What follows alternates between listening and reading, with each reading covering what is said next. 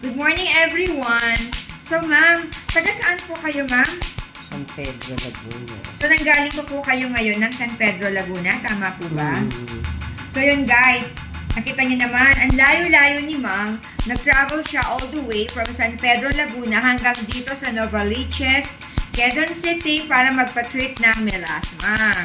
Ayan ang buong mukha ni ma'am. So, ipinapakita ngayon ang status ng kanyang melasma. Tunay nga na kitang-kirap nahahalata niyo pa ang kanyang melasma. Pero guys, malaki na ang improvement ng melasma ni ma'am.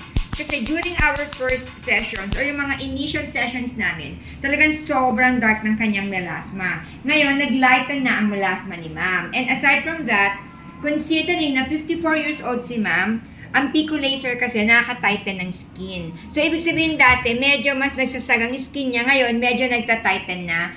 Actually, yun din ang napansin ko kay ma'am. So, ang Pico Laser, anti-aging din kasi ito. At dalawang laser ang gamit namin to. So, itong ginagamit ko ngayon, ito yung first laser. Mamaya, gagamitin ko naman yung second laser natin. Sa first laser, i-laser ko yung buong mukha ni ma'am. Sa second laser, kung saan lang may melasma, doon lang ako magle-laser. And aside from that, ang ginagamit naming number of shots per session ay between 5,000 to 6,000 shots. So, ibig sabihin, hindi kami nagtitipid sa shots pagdating sa Pico Laser. Kasi pag tinipid natin, hindi rin agad gagaling or maglalighten ang kanyang melasma. So, nandito na ako sa kaliwang pisngi. Hindi lang ito isang pasadahan pa. Several na pasadahan sa buong mukha using the first laser.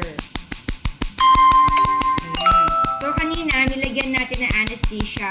Cream high yung pinapahid ang buong mukha ni ma'am para hindi niya mararamdaman ang pain ng laser. Kasi medyo painful din ito kapag walang anesthesia.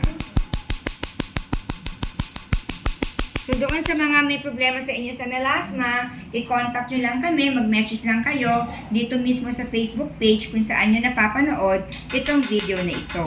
Basta ang location namin ay sa Novaliches Bayan, Quezon City. Magababay na kami! Bye!